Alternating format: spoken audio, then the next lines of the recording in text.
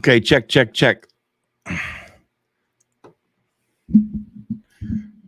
If you guys are on, all right, we got a lot going on here. Listen, I am going to put live coverage on right now. Make sure you guys can hear me okay. All right, listen, I'm going to put live coverage on right now of the current bridge collapse. I'm going to give you a Fox feed. I have to go over to Rumble. I have a technical difficulty. I will get Rumble up and working. So I'm going to step aside. I'm going to bring you the live coverage from the Fox feed. I'm going to put the ticker at the bottom. I'll put the breaking news. Just to let you know, we have a 10:30 a.m. ruling, which is going to be at 6:30 here in a half an hour, Eastern U.S. time on the verdict for Julian Assange. And then if you're just tuning in, we have an incredible tragedy, the bridge collapse of the Francis Scott Key Bridge in Baltimore. Again, I'm going to bring you that coverage. I'm going to go step aside and go fix Rumble. So if you're just joining, I will get Rumble hopefully up and running. All right, let's get this going here. If Sanford, you'll just push down this road here. This is where the emergency vehicles have been racing down this road, but the bridge where it existed was just down there. The mass casualty event, the numbers they gave us were 20 people as we watch more of the maintenance crews and folks going down this road trying to get to the north side. But this is one of the major shipping areas, if not the major shipping area, the Patapsco River, where the Chesapeake Bay meets the Patapsco River and brings you into Baltimore Harbor. So effectively, not only is traffic and commuters on the major 695 highway here going south to north into Baltimore stopped, but also the shipping lanes. This is one of the major commerce shipping lanes of the country coming into Baltimore Harbor. Those shipping lanes sea from the Chesapeake Bay has been effectively halted as you've got this federal and local response happening right now. We're hoping for any update in a press conference here within the hour, but this is an event that has absolutely brought this city and this commerce area to a halt as they try and rescue the people. Now, we're talking to sources here. Just where we're standing is basically the parking lot of the Maryland Transportation Authority that services this major thoroughfare and bridge. And it is very routine on any given night that in the overnight hours, that's when they would do maintenance. So not only could it possibly be the cars that might have been on the bridge at that time, but also some routine maintenance workers that may have been working on that bridge. And obviously the span you see in that video is a significant one. This bridge is gone. And we do not know ultimately whether the number is larger than 20 of the people that may be in that water. But if you are in the car and you just look at the height, 100 plus feet of the fall, it's plunging into very cold water. Even surviving the plunge would be questionable. And on top of that, it's cold out here. And the folks out here, it's in the 30s. That water is in the mid 40s. And so you've got a hypothermia concern right now. And of course, as we look at the helicopters up in the sky, there are 4 helicopters hovering above. Some may be news crews, others the emergency response. They can't see much because the sun is not yet up. But one thing is clear, and that is no traffic by sea or land is coming through this thoroughfare right now as the crews are working as fast as they can to try and rescue people, and the number of people in that water unknown. One thing to put into perspective is you're waking up and learning this just doesn't happen. Large container ships don't hit major parts of bridges and collapse them like this because it is a routine every day, 24 hours a day. You've got these shipping containers coming in. They know where to go. It's unclear. A lot of questions of why this ship would have hit that column to bring the span of that bridge down. We're trying to learn more about that. that as well. But right now, it's all eyes on the rescue mission. Governor Wes Moore of Maryland putting out a statement just within the hour declaring a state of emergency, saying that he's praying for the people and applauding the first responders that are on site right behind me, some 500 to 1,000 yards down behind me here, trying to save lives and also to try and bring into perspective exactly what has happened, guys. That's right. Yeah, go ahead. I was going to say, so Griff, you set the scene perfectly. There's that live stream video of the port, so we get to see how many cars are on the bridge before the ship inexplicably drives into the support column. And there are, I read, at least 7 cars, and there was at least 1 tractor trailer, but also at the same time, and you mentioned this, routine maintenance going on. Actually, there were 20 guys there apparently pouring concrete, according to the Daily Mail. And to your point, the fall is 180 feet from the top of the roadway at the apex of the bridge into the water. And as a surfer, you know that cold water is important. And I just looked, the National Data Buoy Center shows the water temperature as of an hour ago at 49 degrees and the air temperature at 41. And you're right. Now they got to worry about hypothermia if anybody is still alive in that water. And, Steve, one thing that's worth pointing out, being from, this area and, this is, people think, wow, 1:30 in the morning, there must not have been many people there, but there were a lot of people, the construction workers, but also this is a major shipping area moving all of our products, from south of Washington up the Northeast corridor. This is the main Northeast corridor. So not only do you have the shipping containers coming worldwide, delivering many of the products you buy at the stores, grocery store, and other things coming here. You've got the Amazon distribution center, as well as several other parts of the Baltimore Harbor here. You have shut down effectively one of the major commerce points in the Northeast, and there would have been a lot of people moving at any given hour of the day along that bridge. And that is why people are starting to realize just how significant of an event this has become. But going back to what you were talking about in the conditions, it's very, very difficult to survive in these hypothermia conditions, to be in that water. And fortunately, the weather is, as Janistine was pointing out in first, pretty calm here. It's not windy. There's no storms right now, but it is a major river, the Patapsco River, that comes into Baltimore Harbor. The Chesapeake Bay is out over here to my right, Baltimore Harbor over here to my left, and all of the currents go in that way. And so you've got dive teams that will be limited with the amount of exposure they can take from the elements, trying to find people, along with the difficulty of navigating this thoroughfare and the damage to the bridge. It wasn't just a piece of the bridge, an entire massive span of that bridge has collapsed here, and that is going to make even navigating just the river area through this passage very difficult. That's why they've effectively halted all shipping traffic, as well as obviously all highway traffic through this area. Yeah, Steve? Griff, before we let you go, I know they keep you kind of far back. We're about to talk about the search and rescue. Have you been able to see anything? Have you been able to see the divers go into the water? Have you been able to see any trucks can you see any vehicles? We've seen, as you can look down here, I'll give you one more look, Brian. You're looking down. This is as close as we can get, and you can see crews and emergency personnel going down this bridge. But if we were to take this camera and keep walking southbound where that car just went down that road and go down there, you would get to where it collapsed. Now, we have not seen, I can't see the ship. I can't get close enough to the water. This is as far as they would let us go. And we talked our way into here. We're learning that some media is actually being held back from where we are. So we're as close as we can possibly get. But when you go down this road, you would see if essentially where that span of bridge has collapsed on the north, closer to the north. Okay. All right, guys. Good morning. Sorry about that. It is a crazy morning right now. I am up on Rumble now. Sorry for the technical difficulties. You can go back to Rumble I had to delete that one. It just says breaking news. It's the top live feed. If you want to watch on Rumble, give me a moment here. I'm just going to post Rumble live feed. 1 minute, and I'll be right with you.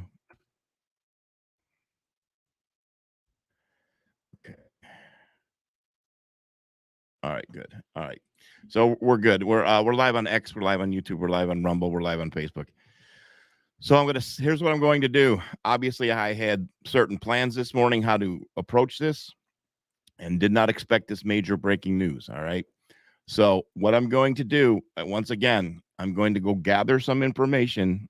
We're doing this in real time. I'm going to go gather some more information. I'm going to bring this feed back up. All right. I have to go look over at the UK as well because it's about 10 after, 11 after right now. So I'm going to go get the UK feed as well. So in the meantime, I'm going to bring you back to this Fox News. Listen to what they have to say. They're bringing pretty good coverage, it seems like. So if you're just joining, you can read the ticker at the bottom. The Francis, I'll say something now, and this is maybe a little bit, it's extremely premature, okay? And I appreciate you guys. I see you in the comments. This is extremely premature. I don't have enough details about the accident, what happened there with the Francis Scott Key Bridge in Baltimore, but I don't want to do the irresponsible thing, but I just find it quite coincidental, if you will, and there's no such thing, that they chose the Francis Scott Key Bridge to come collapsing down. And we all know that Francis Scott Key is the responsible for the Star-Spangled Banner. So is that a calm for America was about to fall? It sure seems to raise a lot of red flags, questions, and concerns. So I'm going to take you back now. I'm going to go step aside and get you all the latest updates. I will be right back. At that time, I would imagine over 40 years, radar technology has improved. You would have to have some sort of mechanical failure. I read that there was about 10-mile visibility here. Take us into what modern day shipping would be like in a situation like this and how the weather would play into this vis-a-vis mechanical error. So being a former ship driver in the Navy, this is just incredible to me. The channel's only 150 yards, so it's really tight through there. But at the end of the day, there was 2 pilots on board. My guess is something, either they had to have a mechanical failure back in steering. Something happened that 2 incredibly versed pilots in Baltimore Harbor allowed a huge container ship to run into one of the pier supports. Right. There are 3 lights that line the channel right there by the bridge. Those pilots do this all day, every day. Obviously, this is a NTB, right? A National Investigation on Transportation. They're going to get drug tested and everything else. Yep. But something had to be massively awry for them to run into the bridge. And to that point, Jake, I'm seeing on the New York Times website, they've got a passage that they just posted that says live, and it essentially is the same video we've been looking at. Live stream video of the port shows most of the ship's lights went dark just 2 minutes before the ship hit the bridge. And I just got a text from a guy who lives in that neck of the woods, and he said, and this is unconfirmed, but this is from my friend. He says, a Chesapeake Bay pilot who was piloting another ship on that river told me that the cargo boat that hit the Key Bridge lost its engines and struck the bridge. That has not been confirmed, but that goes to your point about a massive mechanical failure because there's no steering, there's no hydraulics. You're just screwed. And you got to understand, a ship like this takes miles to stop. So even if it did have an engine, even if it was going at a slow rate of speed, it's a huge mass moving through the water. You can't just stop it. And it's not like a speedboat or a ski boat where you throw it in reverse and you can stop. It takes a long time. So if they lost mechanical power, then it makes all the sense in the world And that puts my heart at ease, because initially I was looking at maybe a possible terrorist attack. Right. Yeah, it's 30 minutes into a 27-day journey when this took place. Do we even know if the ship is above water? Can we know?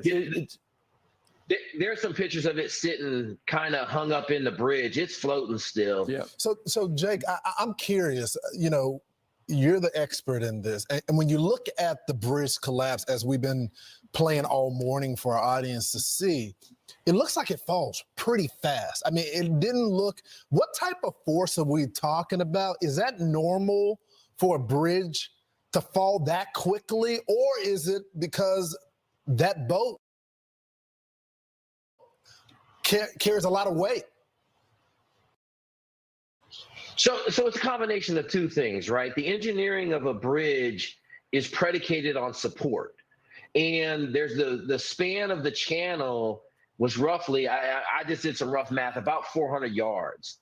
So if you take any one of those supports away, the bridge is not going to stand up on its own. It's just not. Like engineering-wise, the bridge is engineered to support cars going over it, and it's not engineered for lateral force on the pillars. So you had a huge ship, and it just took out a pillar. There's no way the bridge survives. The ship weighs so much that I was surprised that it didn't go all the way through the bridge. Wow. Jake, there were reports that there were containers potentially hanging from the bridge. So if you could take our viewers in the mind of someone who is diving, it's not as simple as getting in the water and looking. You're dealing with darkness. You're dealing with off the bridge that could fall at any given moment.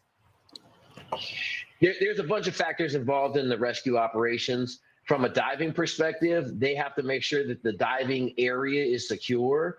The other factor in that is you have a ship. So ships have huge ports where water enters, and they're a #1 casualty causer in diving around ships. I think they're going to have to do a bunch, it doesn't really matter if it's day or night. They got flashlights, but they're going to have to secure the area before they can really get in the water and really search for victims of this tragedy that we're seeing here in Baltimore. It was built, they say that Dali was built, according to the New York Times, in 2015, South Korea, Hyundai Heavy Industries. The following year, it was involved in a minor accident when it hit a stone wall. And we'll see where that goes. They pulled into port in the U.S. in New York on March 19th, and they were 30 minutes into their 45-day journey, so 27-day journey. So there's a lot of questions, but you wonder if he just leaves port, don't they go through the same protocols as planes do on safety? So a lot of times the ship never turns off. Like when it comes into port, it's getting containers offloaded and onloaded. The ship is running that whole time. So, if they had a mechanical failure or a complete loss of power on the ship, if it happened before, we'll have records of it. It'll be interesting to see how their maintenance records were. And if there was some other things that led up to this, was it poor maintenance on the ship's part? That happens a lot. Right. Okay. So we're just, if you're in your car, as you can see on your screen there, that's the bridge collapse. It's on all my social media pages, channels. Once you hit the water, in most cases. So we're at the point now where you bring on people on the news just talking, and we're all speculating at this point. So nobody knows. Nobody has an answer. Just using educated guessing at this point and logic. I get it. So we don't know what happened. We're going to keep an eye on this story. Again, if you're just joining, I did not expect this morning. Of course not. And I was going to bring you everything about Julian Assange, and I still am doing that. No question about it. But now we have two major stories that I have to make a decision on going back and forth here. So we're going to keep this on at the moment. Let's take a live look right now. Let's go to London. Okay, we're going to go to London now. Stand by.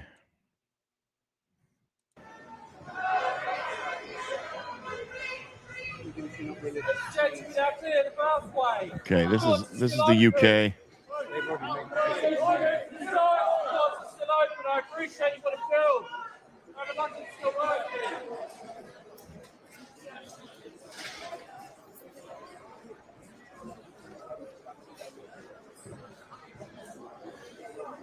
All right, we're in the UK right now. It's 6:20 a.m. here. It's 10:20 there. 10:30 a.m. But you know how they don't always start right on time. But the court is scheduled for 10:30. We're going to keep an eye on that. I do want to say something. Let me do this. All right, I want to bring this down. So we're going to keep an eye on that. All right, so I'm going to go back. All right, I got both feeds, so I'm keeping an eye. They're just replaying that bridge collapsing right now. Okay, so I got to do this off the top of my head. How are you guys? Oh, wow, check this out. Are you really? I've got some interest. This is crazy because I don't know when this happened, but I'm getting your Rumble comments now. These are Rumble. The comments I'm bringing up on your screen. Hold on. Let's go to. There we go.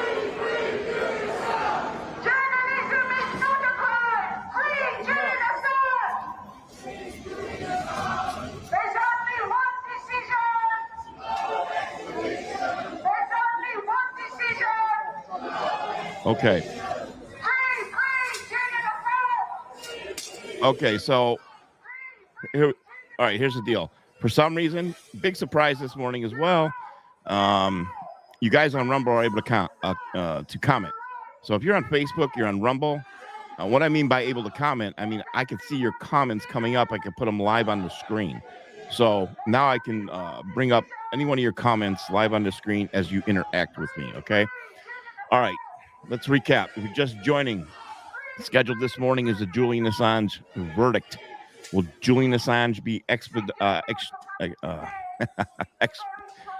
oh boy, I'm really I'm losing it this morning.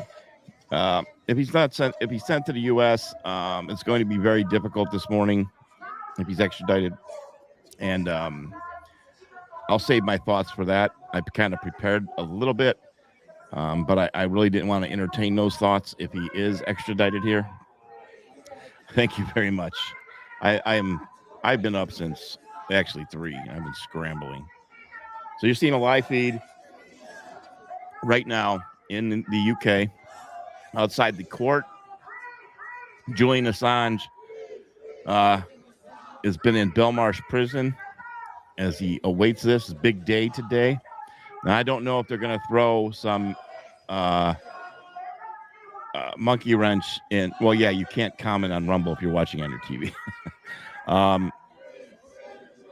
The other outcome I'm thinking is if they don't, maybe they delay it again. This is not my worst fear. My worst fear is him being extradited to the United States.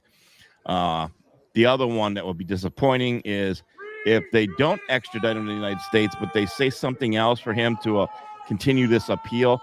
In other words, you're just dragging this out. So it's interesting. I would think they'd want to do this under the Biden administration, knowing that they're in control. All right. I'm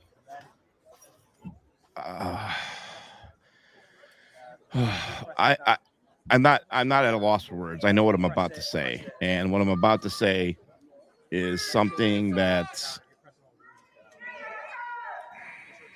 you're not going to want to hear. Okay. All right. Hold on. We lost. Hold on. Let me go back. Let me stop sharing this page. All right. Let me go back to Fox. Okay. Hang on. Let me grab the Fox feed. Okay. All right. So there's your bridge collapse. We're keeping an eye on that right now. And then let me keep an eye on the feed. The feed went down that was Reuters, I do believe. Let me go to the Associated Press. All right, okay. So I got a good feed now with the Associated Press. We're going to go back here. Again, we're keeping an eye on everything. Okay, so we got that. We got microphones getting set up.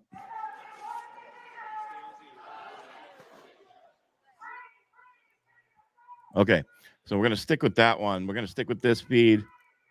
And you guys have to bear with me this morning because this is a crazy morning. All right. All right, I'll keep looking at your comments now. And I'll go back to what I was about to say. Let me make sure we're streaming okay. It's been crazy the first 25 minutes here. Okay. I'm keeping an eye on also Richard Medhurst as well. His page.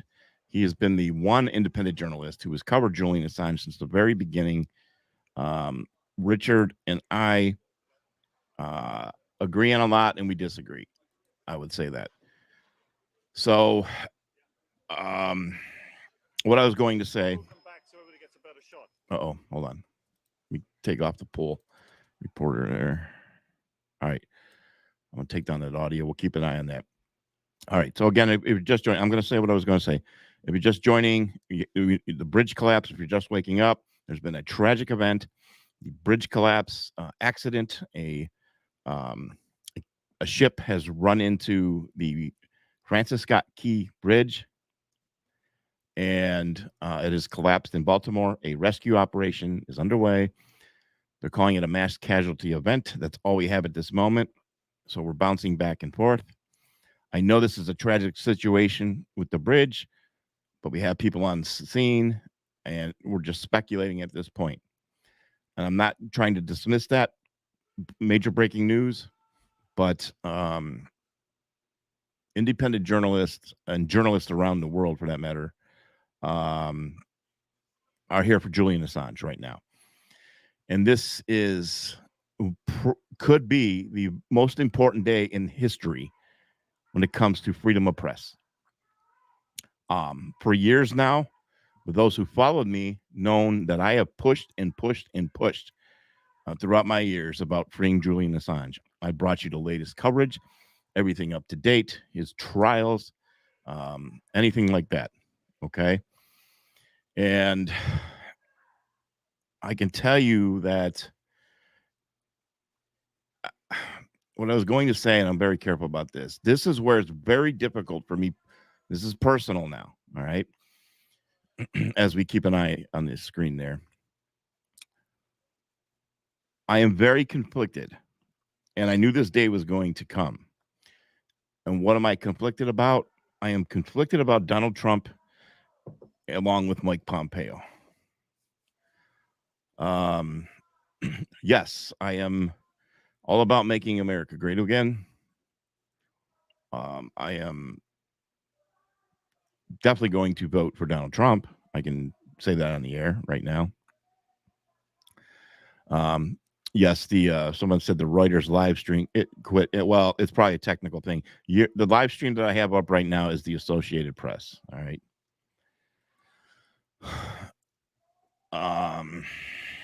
I have heard Mike Pompeo talk about Julian Assange and WikiLeaks. The allegations that he was going to have Julian Assange killed. I believe. I'm at the point I do believe. As far as President Trump, he has made it clear. This was years ago now, and this was prior to his presidency. He was against Julian Assange. I just say that. Okay. And he had some choice words about it. Now, has his view changed since then? I don't know. I don't know how much he was in connection with Mike Pompeo. Now, Mike Pompeo was a CIA director in the beginning. And then, of course, he became the press secretary under Trump. I have seen the footage of teams staked out outside the Ecuadorian embassy when apparently the order to kill Julian Assange was given. I have that footage in the file. So I'm very conflicted right now. I don't know how the day's going to play out. I'm in this boat with you. I'm praying that the best outcome is they just say no to the extradition and he walks out of prison today. He should walk out today. If you don't know, Julian Assange is being held in Belmarsh prison and he's not been charged. He's not charged with a crime. He hasn't been charged, except for the United States, who wants to charge him with the Espionage Act, certain counts of it, and which is mind-blowing to me. It's just ridiculous. So freedom of press is on the line, especially okay, well, here's the thing. Somebody asked me about, Bruce, can you give your thought on the 17 Post Trust Kansas? I just don't know if they're necessarily talking about Kansas as in Mike Pompeo. I know that's the logic. I get that, but I'm not 100% sure. Just like they say, trust Ray. Can you trust Christopher Wray right now? Director of the FBI? Well, all of you are going to answer no. So I don't have every answer on those things as we keep an eye on things right now as far as that goes. I will be going in and out as well here periodically. So if somebody takes the I know that Stella Assange is going to speak. I think she's going to speak after the verdict. So this should be short. There's nothing for us to wait in court for. So they're just going to come out and give a verdict and a ruling, and that's it. And then we'll find out what's going on. And of course, I'll continue to carry the coverage of the bridge collapse. So, you know, I don't want to get too far ahead, but I'll cross that bridge when we get there. And as far as Julian Assange goes in this verdict, I hope that pray for the best. This has been a long time coming. This poor guy, I just can't imagine. And here's the alarming part: if they're going to do this, Julian Assange they're making an example of, just like they're making an example of the J6 folks that they have locked up, and they keep continuing to try to incarcerate. That is an intimidation factor. The J6 prisoners, they're doing that on purpose to tell you, don't F with us. Here's what's going to happen to you, which you can't fall for that. You can't fall into that fear. I despise people who say when we should exercise our right to free speech and protest and go out there. And there are times and certain events over the past couple of years that I kind of said on my social media accounts that, we need to stop sitting back. We need to do something. I'm not saying violence. You need to get out there. You need your voices heard. And America has disappointed me with that. I'm just one man behind a microphone. I'd be glad to go out there and do that if you're going to definitely lead the way. But my job is reporting this. And I've been very disappointed in America.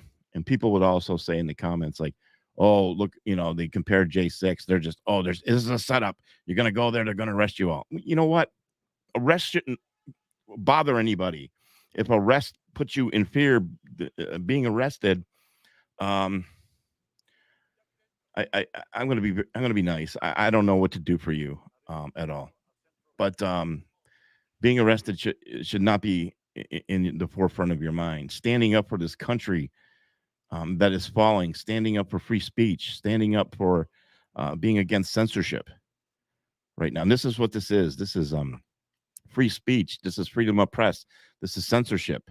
This is the government controlling the United States. This morning, as we're waiting the verdict, wants to make an example out of Assange and put fear into people like me to say, if you're going to expose anything when it comes to the government, we're going to come after you.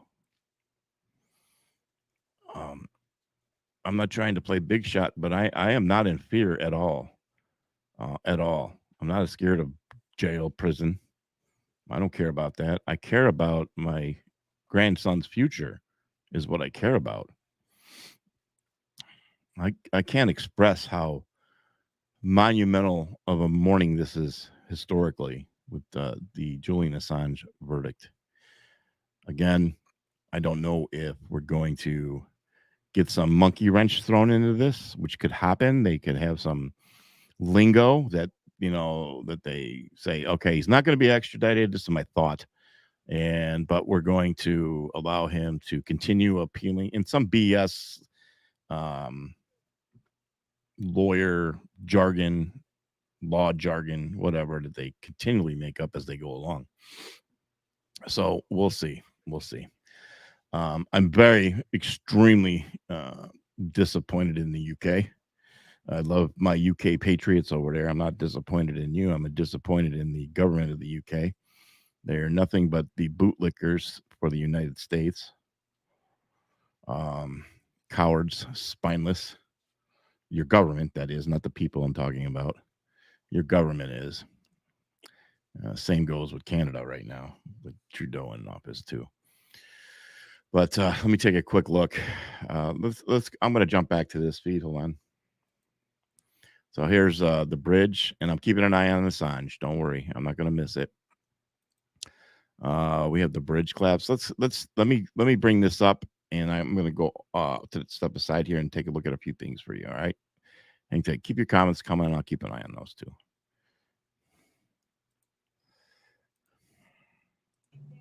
Like anything that so far early on point you to something went wrong? We do not have that information with regard to the investigation. I would refer that to law enforcement. My focus since 1:40 this morning has been that rescue operation. So far there's been no indication that any kind of like an emergency dispatch came from that ship beforehand? I have no information about that, ma'am. Have you been able to talk to the pilot, the American pilot on that bridge? The pilot on the vessel? Yeah. We have not talked to the pilot on the vessel. The rescue personnel, the rescue operation, we have not interacted. Just back over here. What can you tell us about the victims that were pulled from the water? Men, women? I don't have An age. update on condition. Sorry, again. I'm sorry. Update on the condition as well when you. Yeah, I don't have age and gender on either. One patient refused service, right? Really, they weren't injured. The second patient, however, was seriously injured and is at an area trauma center. Are you including them in the at least seven people? We don't know yet if they're part of that seven. Okay. The patient is injured severely enough that we've not been able to debrief that patient. That seven number, did that come from people witnessing cars going down? Where did that number come from? Or is that just from the sonar hits that you got? No, that was the initial information that we got as we were arriving on the scene, that number. And that number, again, as I said earlier, has fluctuated, right? That seven has been a consistent number. How many agencies are here assisting right now with this recovery? Dozens. I mean, locally, fire department wise, Baltimore County's here, Howard County's here, Hartford was here, PG was here, Anne Arundel, of course, Baltimore City. And a lot of those agencies are here by virtue of the fact that they may have specialized equipment. Okay, I'm coming in. All right. So apparently I have breaking news right now. I am being told that the breaking news is the UK judges delay Assange extradition ruling. Ask US for fresh assurances. So the bullshit I was talking about just moments ago, and I'm looking in real time. Hold on, let me grab this one. It sounds like they did exactly that. It looks like, let me make sure here. This is what I'm getting. Let me refresh. Let me go on the wire here. Hold on.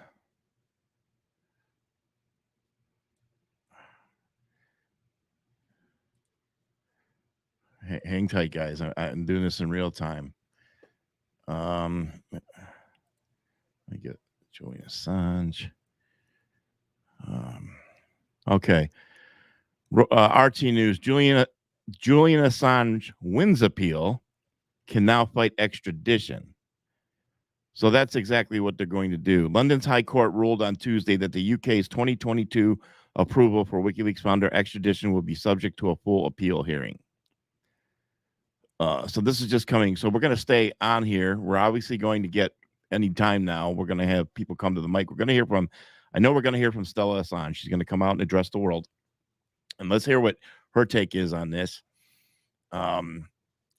So in my opinion, again, I believe this is just a delay thing. As well. I'm ecstatic. Don't get me wrong. I am very ecstatic right now. I don't have to go down the bridge of my feelings and him being extradited. So he's not being extradited today. Great news. But he's still sitting in a Belmarsh prison. Okay. Let me see if I can get any more updates for you.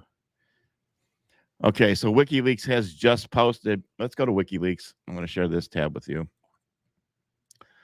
All right, let me get off of here. Okay, so here we go. Breaking: Julian Assange has been granted leave to appeal extradition to the U.S. Having spent almost 5 years detained at the UK's most secure prison, the publisher will continue his long detention, separated from his young family for revealing war crimes. And there is, and I'm going to repost that right now. And Julian Paul Assange. I'm just reading this too.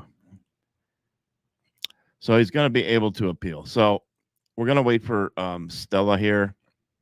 Let's go back to this. All right. And then we're going to stick with this. And I'm going to bring you. We're going to go back and I will continue coverage of the bridge collapse. So I'm sure Stella will look at this as a kind of a relief and win. And it's part of the whole psychological thing that we're all experiencing, even like with the Julian Assange case, what we're experiencing here in the U.S.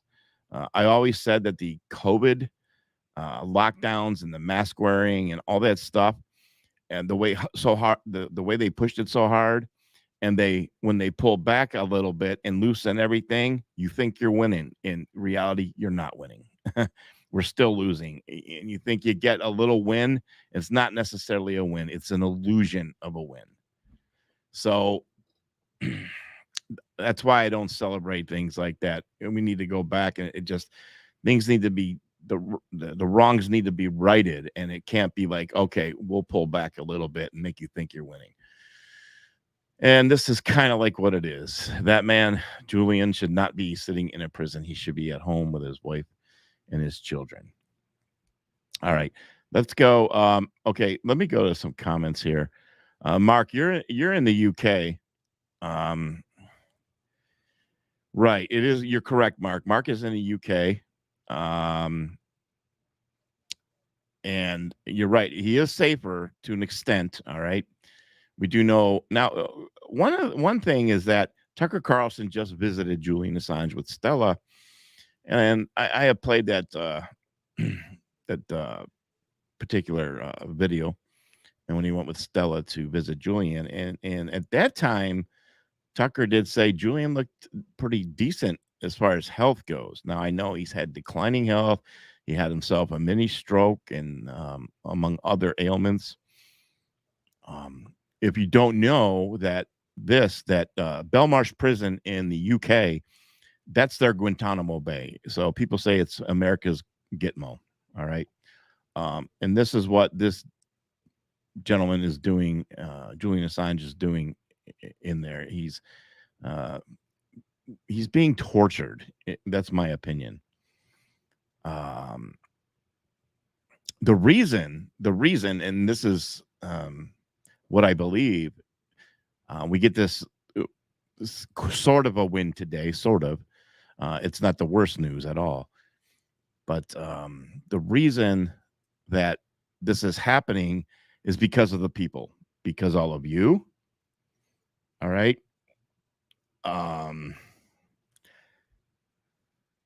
want to hide this comment. Because you kept Julian Assange in the spotlight, in the public awareness. If we did not do that and Julian Assange faded away from our consciousness, we wouldn't be watching this today. He probably would have been silently extradited to the U.S. and nobody would have cared. But because of the people caring and keeping this awareness going, we have forced the United States' hand not to. They don't want to make him a martyr. I know that. And that's what they'll do. So right now, these are just delay tactics, and they know they're keeping him locked up. And again, a reminder, he has not been charged with one thing, and he's still in prison. So we'll keep an eye on that. Let me take a quick look. I'll tell you what we're going to do. As we're waiting for probably Stella Assange, Julian's wife. I'll keep an eye on that. Let's break back into the bridge collapse in the meantime. All right. What's interesting is he pointed out that the bridge didn't go flat to the ground. Right. It hit almost like a step and then emptied. So maybe that could cushion the blow and maybe give people some hope that they did survive. To that point, Brian and Steve, you were going into the two survivors, and we learned from the fire department chief that one refused care and walked away from the scene. Right. But what was not said was what part of the crash these two individuals were from. We don't know if they were in their car. We don't know if they were hanging on the bridge. Or on, we don't know if they were a part of the ship as well. We don't know what location they were at. The state of Maryland's going to have another press conference coming up in 13 minutes as we look at the video. If you're just waking up, we just heard the mayor of Baltimore say it's like video from an action movie. There's the bridge. Screen left, you can see the 1,000-foot container ship hit one of the support columns, and down it goes. Right now, let's dial in somebody who's used this bridge a million times. Clyde Boatwright is the president of the Maryland State Fraternal Order of Police, and he joins us right now. Clyde, good morning to you. Good morning. Good morning. Thank you for having me. Clyde, when you look at that, I've driven by that bridge 1,000 times, and it's always been there. And to see it go down like that, what do you think? Yeah, I have many fond memories from high school, class trips, senior year. We did our senior farewell on the Lady Baltimore that went out to the Key Bridge. Yeah. I took my first cruise out of the Port of Baltimore and was on a cruise ship that had to go under the Key Bridge. I'm coming back. It's very, very disheartening. Turn down this here. They are still at the podium. Let me bring this one on. I'm going to share this tab. All right, so it looks like set aside from the bridge collapse and the news of Julian Assange, as we're waiting to hear comments, and most likely from Stella. We have some breaking news. Let me go over here and check this out.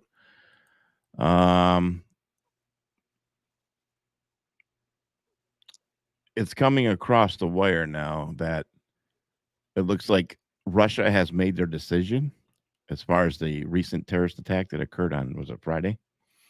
On the 22nd. You do know that immediately mainstream media here in the West came out and said it's ISIS. I laughed when that came out. Anyways, here's what I'm getting across the wire right now. Breaking: senior Russian security official says Ukraine is behind the Moscow attack. Now, this is the first time that I've seen these words uttered since Friday. To officially say that. So now we're saying that Ukraine is apparently officially behind the attack. Again, I'll research that more once I'm off the air with you guys this morning. I'll get down to that and I'll post all that information and who's saying it. But it says senior officials are saying that Russian senior officials, intelligence officials are saying Ukraine is behind the attack. They have wasted no time they're in Russia. They came out here and they paraded. They caught these guys, the terrorists. They paraded them in front of the world. They tortured them, and they made sure we seen it. Okay. They paraded them Sunday evening in the Russian court and handed down charges to them. They did that quick. They didn't waste any time. And with this coming across here on Tuesday morning, we're not even a week in, and now we're blaming Ukraine. Things are moving fast, ladies and gentlemen, very fast here around the world. Whether these are boom, boom, boom or March Madness, I can probably say that would I can buy that. It's been an incredible March so far. We're nearing the end. It's the 26th of March, 2024, and we have seen some crazy stuff already happening here, especially with President Trump yesterday. Congratulations, by the way, to President Trump for the merger with DWAC, and now having Trump Media Group. Oh, by the way, if you don't know, Trump will be on the ticker today for the very first time under DJT, under the trade. So he's officially, it's public now. And now he's one of the top 500 richest men in the world at the value, I think it was 6.5 billion. So congratulations to Donald Trump. And then, like yesterday, I was just talking about, like with Julian Assange right now. Hey, Tammy says, I got my stock. I bought DWAC stock. The moment that he announced here, I can give you some information real quick. Going back and forth here. When Trump decided to create Truth Social, which I'm still going to say it right now, I don't think it's that great. And there's a lot of work that needs to be done at Truth Social. Okay. What I mean by that is they got to clean up a lot of the bots and stuff because it's bad. They'll get there. But if you guys remember, he announced TMTG, Trump Media Tech Group or something. I forgot. Don't hold me to that. But Truth Social was the first one. I don't know if you know this or not, but if the plans are still in the works, he is about to have a 24/7 news network. Now, I don't know if it's going to be on the scale of like a Fox or CNN, but Trump Media Group is going to have their own news network as well. That's been in the cards. Now, probably wanted to wait for today, this very day.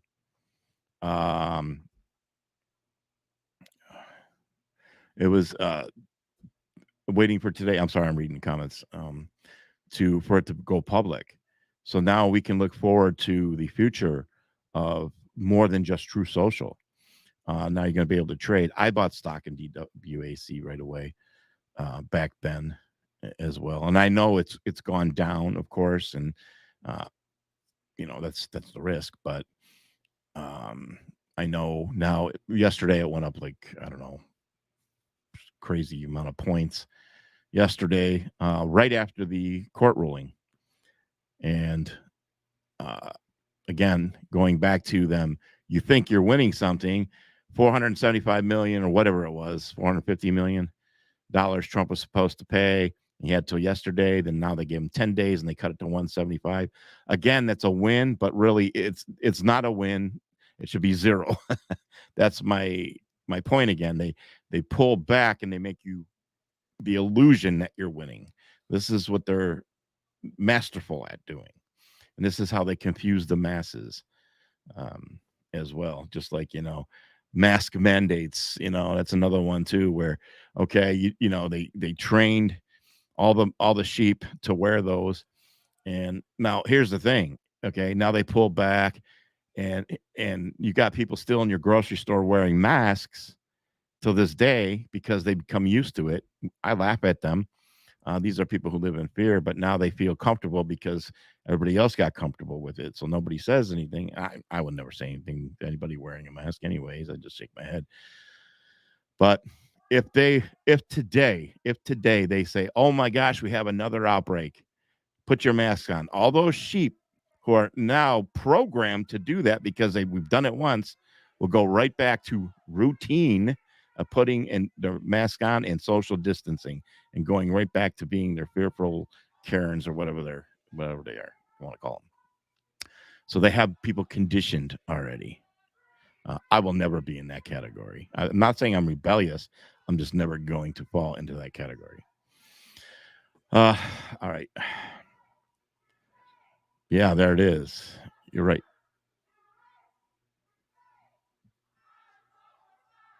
Okay, I was hearing something. That's my speaker. Sorry about that. They keep throwing you a bone and hope you keep wagging your tail. Correct. Exactly. You have to be aware of that. It's very important. It's like, remember that Yuri Bezmenov video from 1984, 85, whatever it was, the former KGB that did that interview and talked about the how they condition you and they promise you all this stuff and goodies and all that, and they get you, and they've got you programmed. And sorry about that. They've got you programmed. So again, be aware of that. Because there's been plenty of times that people online, we celebrate something like, okay, we won. Did we really win? We haven't won. And this is why I picture these people behind the scenes, these evil players laughing at us because we think we're winning. Again, I'm not saying we need to get disappointed. We have to celebrate that. It's good when we get, where we want to get to, but we have to remember we have to finish that. We can't settle for their little here you are, we'll give you this much, not the full thing, but we'll give you so much. So it's a psychological game. All right, so we're still waiting, obviously, there on let me see. All right, we're going to go back to this one here. Temperatures for that period of time, without a rescue. Janice, just to clear something up, because early, okay, I'm going to go a step speaking aside. 4 a.m., Let's run this feed. I'm keeping an eye on the visibility issues at UK 1:30 court. a.m., but you're saying at 1:30 a.m. So when this took place, it looks crystal clear in the video, 10-mile visibility. Absolutely. So there was no fog. The winds were light, around 3 miles per hour. I don't know the exact chop of the waters in and around that area, but as far as the weather conditions in the vicinity, perfect. Perfect conditions, no visibility problems at all. Right, temperatures about normal. Governor Westmore says he's declaring a state of emergency. Janice, thanks, appreciate it. So we're supposed to have a press conference in a few minutes. I don't know what else they could actually add except for talk about resources and thoughts and prayers. But they're trying to rescue as many people as possible, trying to find out who was on that bridge, find out how many vehicles are actually in the water. We don't know if anybody was injured on the ship itself, as well as the construction workers. So you got passengers. We know at least one tractor trailer was on there. Then you have the crew members on this cargo ship. There was based in Singapore. So, and 30 minutes into a long voyage, it's hard to think anything but some type of mechanical or pilot. But that's what we need to learn, right? That is not what we learned. And I think as quickly as we can get an explanation, there's speculation, of course, that we were told this is not intentional. There's no indication. You heard the officer there say he's spoken with the FBI. No indication of foul play, but nevertheless, some sort of insight into mechanical issue. That the pilots are still on the ship as well. Yes. And the question is, is there an investigative agency that has made its way onto the ship? The second thing is, I know there's a lot of families that are waiting to hear what is the family reunification site.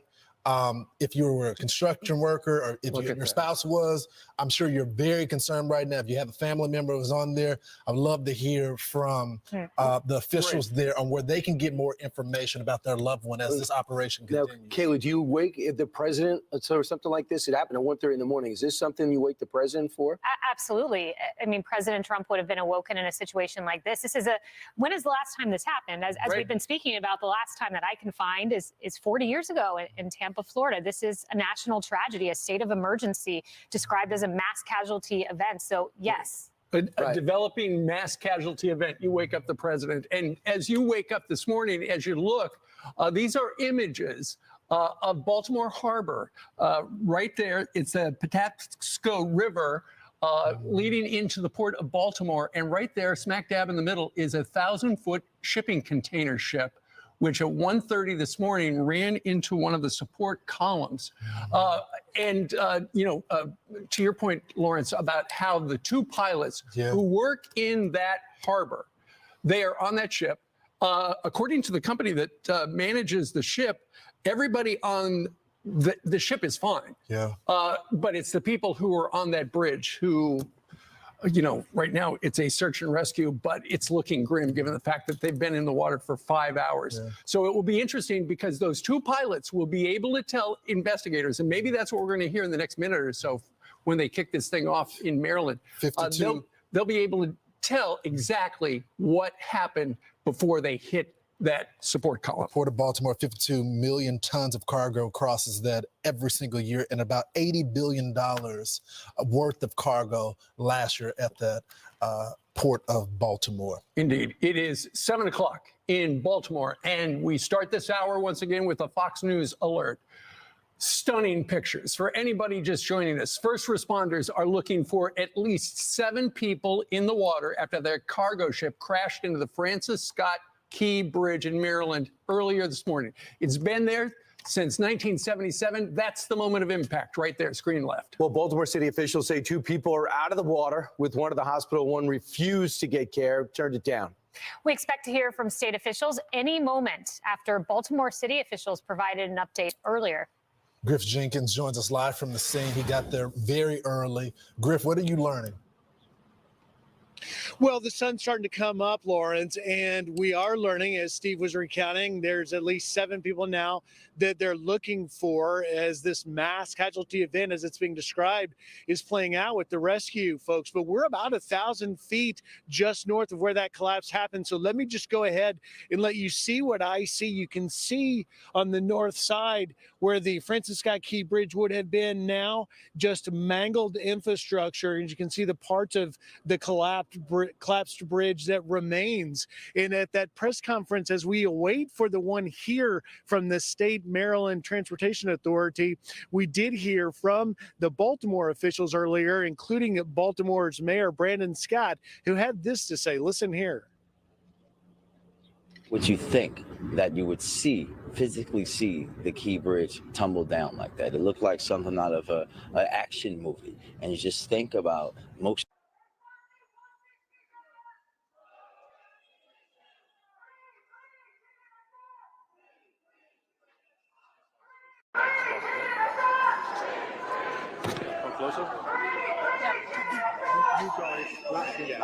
Okay, here comes Julian Assange.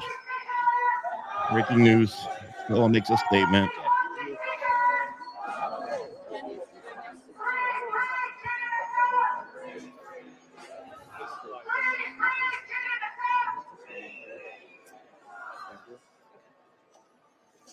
Thank you for being here. Today's decision is astounding. The courts recognize that Julian is exposed to a flagrant denial of his freedom of expression rights, that he is being discriminated against on the basis of his nationality, an Australian, and that he remains exposed to the death penalty. And yet, what the courts have done have been to invite a political intervention from the United States to send a letter saying it's all okay. I find this astounding. 5 years into this case, the United States has managed to show the court that their case remains an attack on press freedom, an attack on Julian's life. What the courts haven't agreed to look at is the evidence that the United States has plotted to assassinate Julian, to kidnap him. Because if it acknowledges that, then of course he can't be sent to the United States.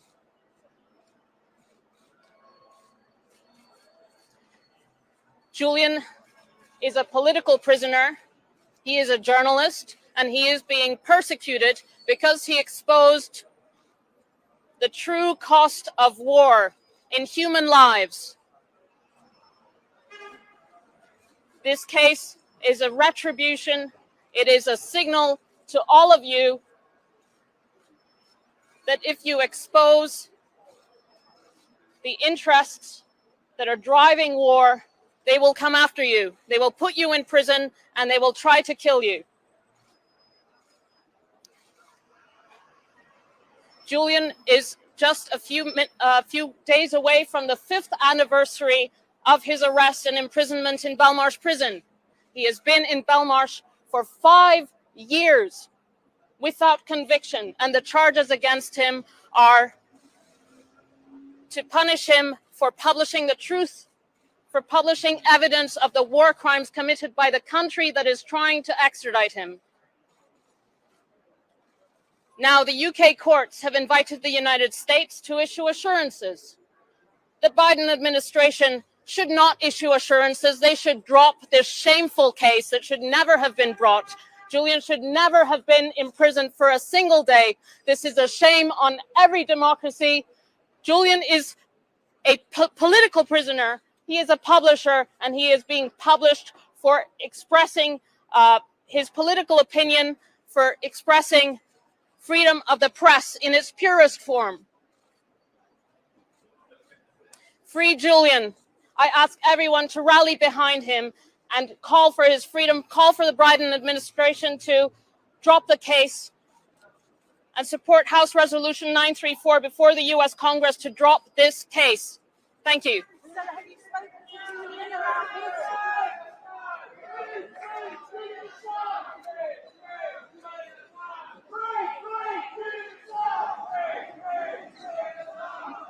Okay.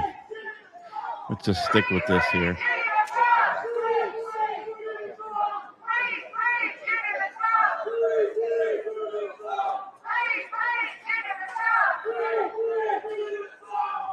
All right. So it looks like that will be it. Short and sweet. There's not much more that can be said.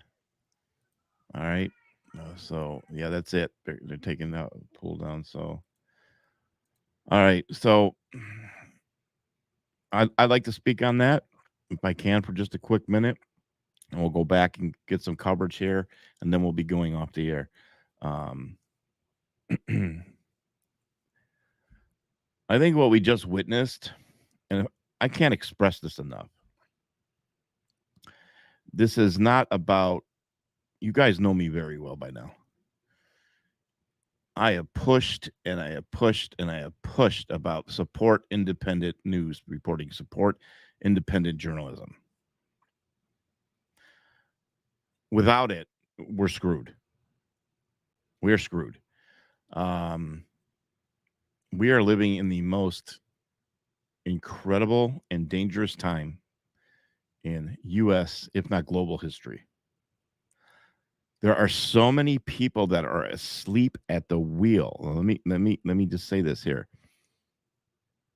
And that includes people who believe they are awake. If one thing is so important, it is independent journalism, journalism in a whole.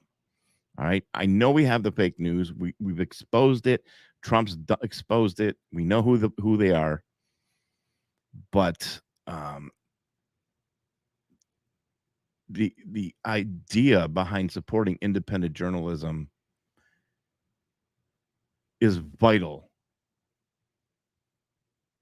to the future of the United States, or even in your country. You're in the UK or Australia. There obviously did a delay tactic. Stella is quite upset, and rightfully so. She probably wished that her husband could have come home to her children today. And that is not going to happen. This is just a delay tactic. The United States is doing everything they can to prolong it. And the longer they prolong it, okay, you're right. Independent journalists are the last hope for true freedom. I can't express enough how important that is. to the future, to your children's future, to your grandchildren's future. If you cannot see this, I don't know what else to possibly say or do for you. We'll be controlled. We'll be slaves to the government. Well, not, I know many of you won't be, and neither will I. That's our choice. But I urge you. I know I'm the one talking. I know I do this.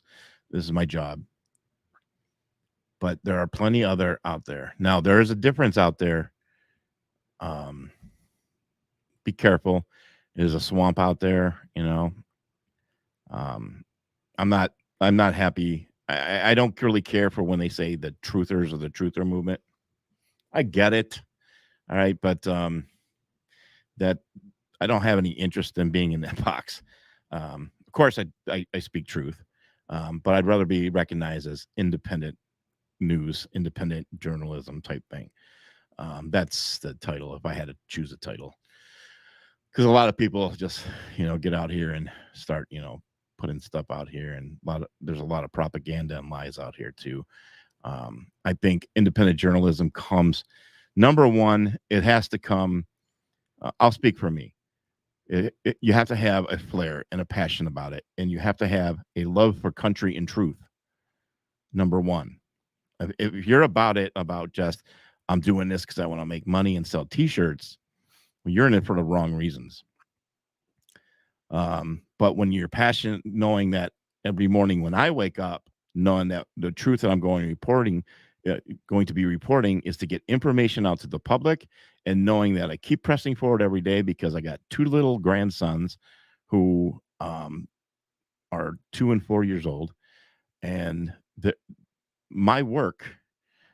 our work for the future of our children is vital. And they're at the forefront of my mind every time I sit down and get busy working for the day, because I know we're fighting for them.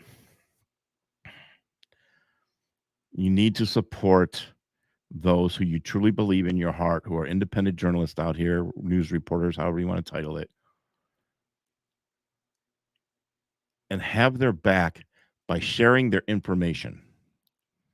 Be very careful about that propaganda stuff and all those conspiracy theory stuff that's really too deep and outrageous. Okay? But when you know true truth is being reported on, that's when it's your job and your duty to share and to bring awareness to the people who are working very hard and tirelessly to share this information and bring it to you. Because right now we cannot rely on the mainstream media whatsoever. And if the governments around the world are in cahoots with each other, like the UK and the US are, this poor guy is rotting away in prison. Their best hopes, I know what their best hopes are, is that he just dies in Belmarsh at this point. They just drag this out, and he just gets continually weaker, mentally weaker, physically weaker,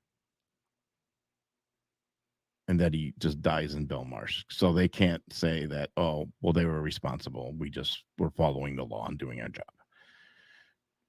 So please continue to support your independent journalism and have their back. And I know I say that all the time, and it's just not about me or, follow Bruce Snyder and him only. No, I would never say that. There are so many independent journalists out here who I highly admire and respect, and they do such a great job. So please support independent journalism. You just saw it in real time. You saw that pain in Stella Assange's face on a personal level because her husband's riding away, and she realizes the future is on the line. The clock's ticking, folks. We're on the verge of World War III. We have bridges collapsing. I'm not laughing at that. It's just one of my response mechanisms. I appreciate that. Again, if you're on Rumble, you can comment now. I just discovered that this morning by accident. So any platform you're on, I can bring up your things. I think we're going to do that. So here's what I'd like to do right now. I'm going to keep an eye on this bridge for the next few minutes. You can see it collapsing there. It is on my pages as well.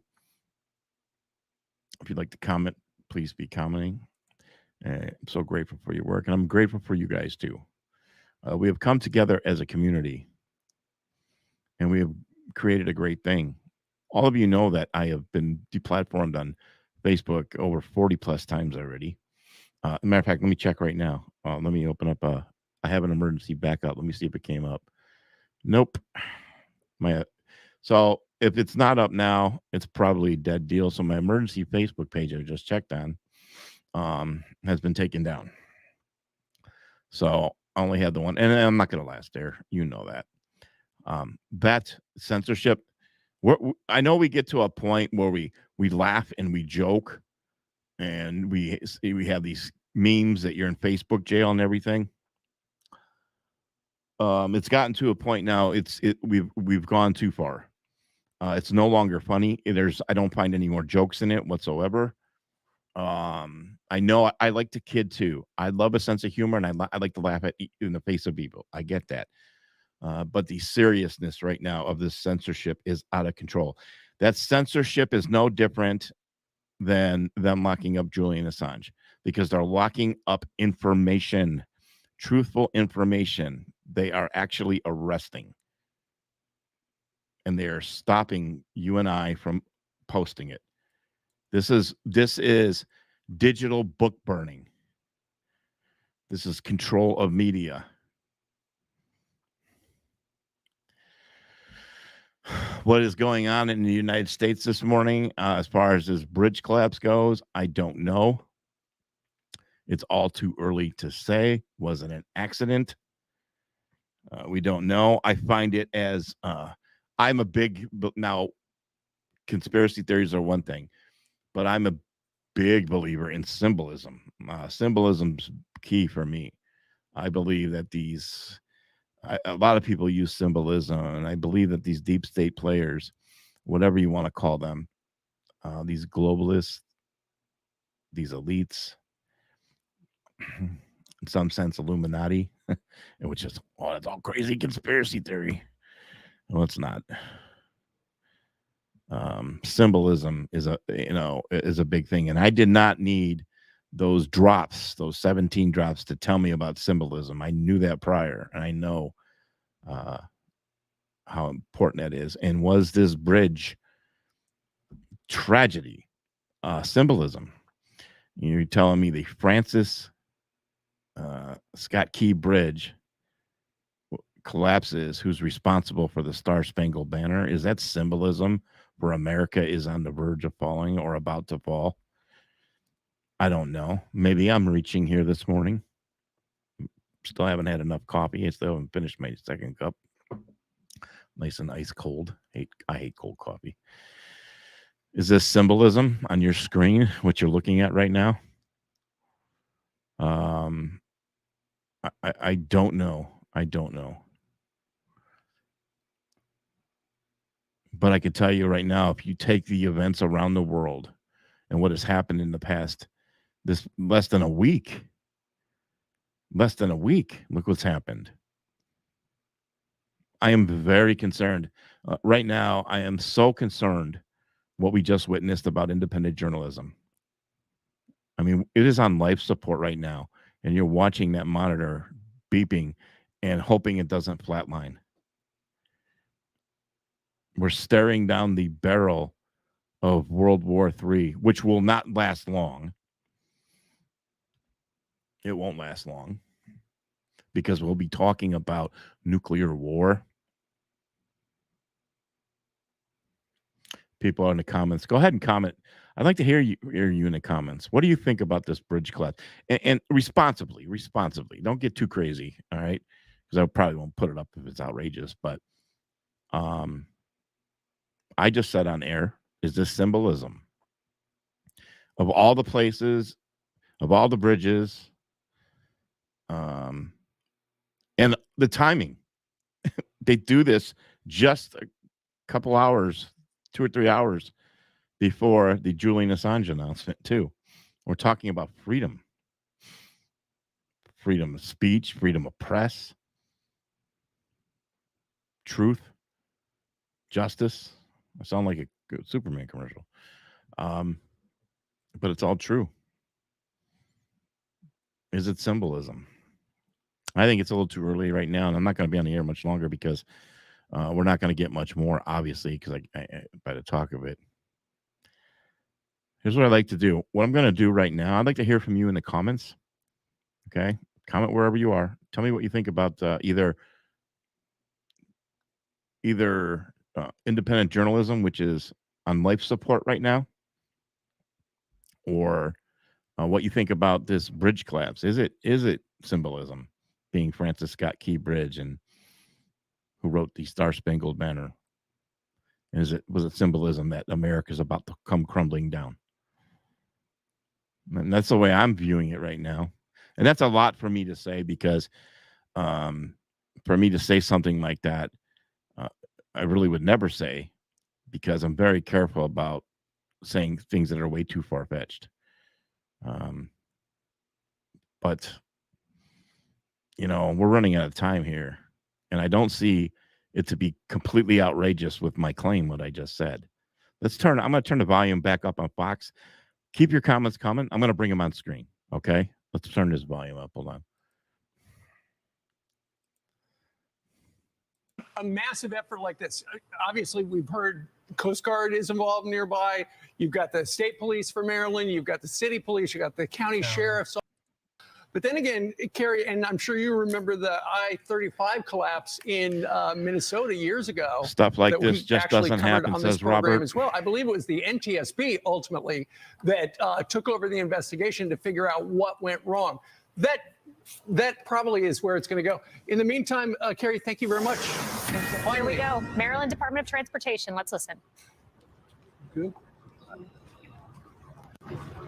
Good morning, everyone. Thank you for being here today. We're about to give you an update at our first Unified Joint Command news briefing at the Key Bridge, I-695 in Baltimore, Maryland. I am going to introduce to you our Maryland Secretary of Transportation, Paul Wiedefeld. It's spelled P-A-U-L, Wiedefeld, W-I-E-D-E-F-E-L-D. Thank you. Thank you. Good morning. At approximately 1:30 a.m., a cargo ship leaving the Port of Baltimore struck the Francis Scott Key Bridge. This caused a catastrophic collapse of the bridge. First responders from the Maryland Transportation Authority, the Toll Authority, and our federal, state, and local partners immediately responded to the scene. At this time, this is an active search and rescue mission. We know there were individuals on the bridge at the time of the collapse working on the bridge, contractors for us. Our partners from the U.S. Coast Guard will provide some more information momentarily. In terms of traffic, drivers should avoid I-695 Southeast Corridor and use I-95 and I-895 as alternatives. I-695 is being detoured southbound at exit 43, the Peninsula Expressway, and northbound at exit 2, Route 10. Vessel traffic into and out of the Port of Baltimore is suspended until further notice, but the port is still open for truck transactions. Obviously, we're very thankful for the first responders who are carrying out their efforts in these rescues, and that they're doing this all through the night and today. And we're praying, obviously, for everyone's safe return. We'll continue to provide updates to you, the next one being approximately 9:30. With that, I will turn it over to Lieutenant Colonel Palmer from the U.S. Coast Guard. Good morning. My name is Lieutenant Commander Aaron Palmer from Coast Guard Sector Maryland National Capital Region. I'm the current acting chief of response for the sector. The Coast Guard's primary mission right now is search and rescue, looking for any survivors in the water. On scene, we currently have 3 small boats. We also have Coast Guard Cutter Mako, an 87-foot patrol boat. We have a helicopter from Air Station Atlantic City, and we're working with numerous federal, state, and local partners on scene on these search and rescue efforts. Thank you. You going to take any questions at this time? What role is the FBI playing in the investigation at this time? FBI has basically to see if there's any terrorism connection, which there's not. Any confirmed deaths? No confirmed fatalities. Any recovered from the water alive? That's still under, still the rescue mission is still active. Do you have any sense of what happened to the actual cargo ship? there were some reports that it suffered some major power outages just before it crashed. Too early in the investigation. Was a pilot operating the ship coming in and out of the port? Was it a port's authorized pilot, or was it the captain of the ship? No, the pilots move ships in and out of the Port of Baltimore. What's happening? Pilots move ships in and out of What's Baltimore. happening to all the other ships that are waiting to back up at this point? How are you navigating that? Basically, we're communicating with them. They obviously understand the situation, and we'll deal with the logistics of that later. Has the crew been evacuated from the ship, and has the Coast Guard been able to make contact with the pilot on the ship? That's all being done right now. I don't know the exact details of where they all are, but yes, obviously we're contacting them. Is this being investigated as suspicious?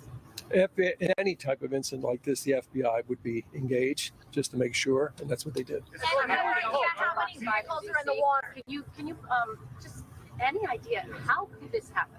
This bridge Too early. should not have collapsed like this. Too early investigation. Well, could you how long will the port be closed? Do you know how deep the water is there in sort of this area where it happened, the conditions? Approximately 50 feet. 50 feet. How many people are you looking for right On now? how many people were rescued, how many were pulled from the water, how many are still searching for? That is what we're doing. We're basically searching for everyone that was potentially on the bridge. As you can imagine, it's the middle of the night. You know what type of traffic was there, how many workers were there. Workers, they obviously come to a project, but other workers show up sometimes. That's what we're investigating right now. Is this unprecedented? Is it anything like this ever happened? Not in Baltimore. Sir, can you talk more about the workers on the bridge, what was going on, and how many vehicles you think might actually be in the water? They were basically doing some concrete deck repair. We don't have the number of the Do we vehicles. know who they work for? I don't have that right offhand. How long will the port be closed? Any estimate? Too early to determine. Are you still looking for 7 people? A number of people. That's the one number that we've had, but obviously we're researching to see if anyone else was on that bridge. Can you speak to some of the challenges, the freezing water, the current, the darkness this morning as you were searching for individuals? All of the above, to be frank. It's a very, very tough situation. 1 a.m. in the morning, very little information at the time. It happened instantaneously, as you've seen. Sir, it's been a number of hours at this point. What can you tell family members who might be watching about any hope that you will still recover survivors? We actually have set up a facility for any family members. We have mental health professionals there as well, so we're dealing with that. And are you ruling out any kind of intentional motive? We don't see anything that relates to that at this time. It's an open investigation, but there's nothing that points to that in any direction. First calls after the incident come in directly from the ship. When the ship gets there, who were the first ones to make the 911 calls to kind of alert you? I don't know. I don't have that information. Do you have any indication whether the ship lost power? It's too early. And just for clarification, I'm sorry. last question, please. Port is closed except for trucks moving Right. transport out. Right. Okay. Okay. We'll be back. We'll be back surely about 9:30. I'm sorry. This bridge was built in the 19th. It took about 5 years to construct it, right? Any idea what we can expect moving forward? I think the bridge Too early. Obviously, we reached out to a number of engineering companies, and so obviously we have a long road in front of us to get to that point. Okay. Thank you so much. Thank you. Okay. Okay, we just got an update from the officials of, I just can't get over that image right there. Just got an update from the Maryland Transportation Department giving an update on, if you're just waking up at 7:30 here in the East, until 1:30 last night, that was the Francis Scott Key Bridge. With the road deck rising 180 feet above the river right there. But a container ship, as you can see right there, about 1,000 feet long, smacked into the support column, dead square, and the whole thing fell down like a deck of cards. So we learned a little bit, Kaylee, from this press conference. Looks like they've already set up that family reunification site. That's what we were asking for earlier in the program. It looks like we got about 4 Coast Guard boats out there that are helping assist in the search and rescue. That doesn't include what the state and the city is providing on scene. They're saying that there is no foul play expected right now, no acts of terrorism as well, Kaylee. And they say the state is leading this investigation. That's right. And Lawrence, two other new pieces of information we learned. We heard from local officials earlier. We were told that at least 7 are missing. It's a dynamic count, could go as high as 20, we heard earlier in the morning. But what we learned out of this press conference is, number one, there were in fact state contractors on the bridge. They were working for the state on concrete duct repair. So kind of a worst nightmare case scenario that those workers were there. And second, we were wondering about the crew. We thought they were still on the ship. And he said, to quote him directly, that's being done right now, the crew evacuation. So 2 new pieces of information. And finally, both he and the Coast Guard underscoring this is still an active search and rescue mission. So we are not past the point of survivability. That's when the divers would tell us, we will call this off. We are still in search and rescue. And it was reconfirmed the pilots were in charge, not the captain. So when it comes into port, the pilots take over. Okay. All right, that's enough of all that. Okay. So quick recap. What we're doing is, as you see, we have a terrible accident that happened this morning. We do not know if it was intentional or not. I gave my account possible symbolism, but I don't want to go down that road. It's only a possibility. The Julian Assange news is now, the verdict is now over. Basically nothing. He's just not being extradited to the U.S. It's just a delay, and they're going to allow him to appeal, which the bottom line is that he remains in Belmarsh prison, and he remains locked up for now 5 years without even being charged. He hasn't committed a crime. So independent journalism is on life support right now. Why I went off to the side there. Lori Stahl, thank you very much. I seen your donation come across. I really appreciate that. And everybody else who's donated to my work, it helps me more than you'll ever know to keep this going. If you'd like to do that, links are in my bio. Also, with everything going on, I'll look at last night with this P. Diddy thing, this Sean P. Diddy Combs. You're very welcome. With this Sean P. Diddy Combs thing. Now, I went to bed last night early because I knew I was getting up quite early today. And the last post I made was that he fled to the Caribbean or somewhere, and that's where his plane landed. Apparently it did. But now, before he went on the air, and I have to go research it, he was in Miami. Maybe he didn't go. I don't know. But here's the bottom line. Whatever happened yesterday in Miami and Los Angeles for the raid on Sean P. Diddy Combs' homes, was the world seen it. First red flag for me was the Department of Homeland Security. I said, what are they doing on the scene? And I said, yeah, even if it's trafficking, okay, fine. It doesn't become state, it becomes federal. I'm like, well, that's the feds. And I heard about guns and drugs. I'm like, so the FBI and the ATF need to be involved. But I said, what is the Department of Homeland Security doing there? So they made a big deal out of it. They came in with heavy armor, heavy artillery, if you will, and heavy police presence. That was some scene yesterday. I will catch you up on that story. I'll keep you caught up on every story that we're talking about today. You know I will. Yes, Julian Assange's verdict is over with. He is not being extradited. That is not a win. They're only delaying things. They're allowing him to appeal extradition. So what they're doing is they're making him rot away in prison without being charged or even sentenced. Okay. So we have that going on. So we have trafficking, sex trafficking on the global forefront right now because of Sean P. Diddy Combs yesterday. That is good news for all of you truthers, anons, whatever you want to be called. That is good because we've been screaming from the rooftops for a long time. Are we witnessing the next Jeffrey Epstein of the music industry? Most likely, it sounds like.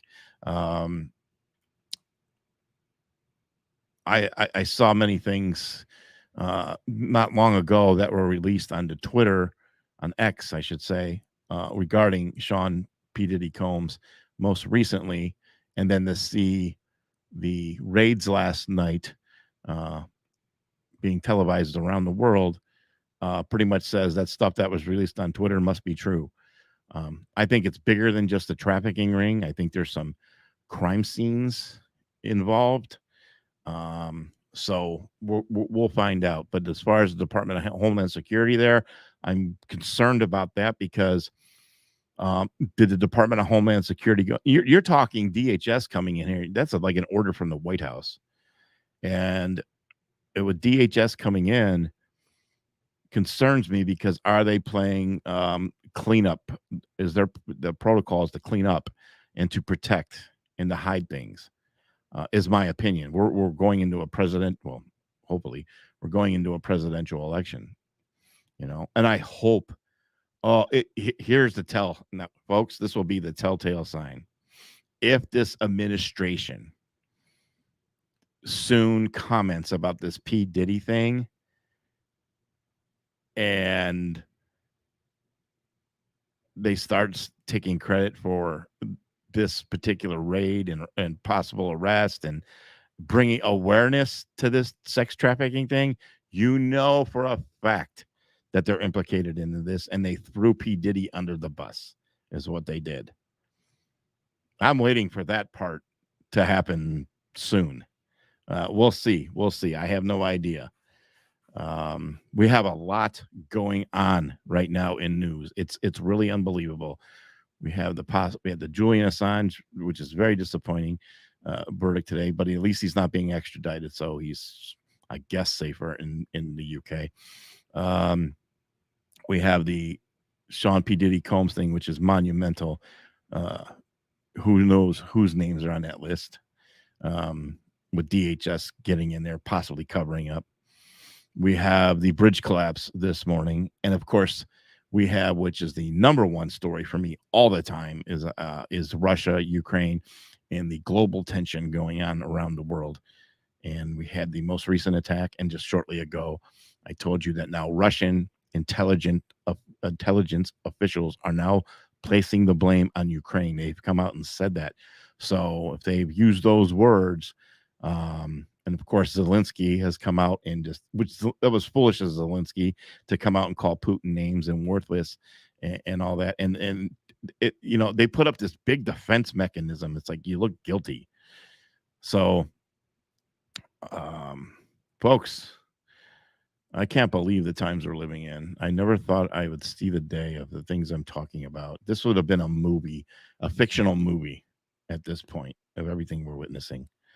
So, again, thank you guys for everything. I am going to get off the air here, take a little couple-minute break, go get some coffee so I can get back to work and reporting everything on the social media accounts and to keep you up to date. Okay? So I'm going to go. You guys stay alert to my pages. I'll be posting momentarily.